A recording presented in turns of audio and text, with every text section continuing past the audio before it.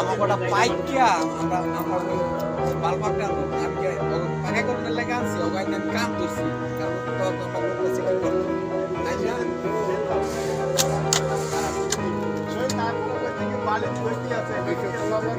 খারাপ হলো যে কাম করে যাবো এক পেলে হারা দিনই কাম করতাম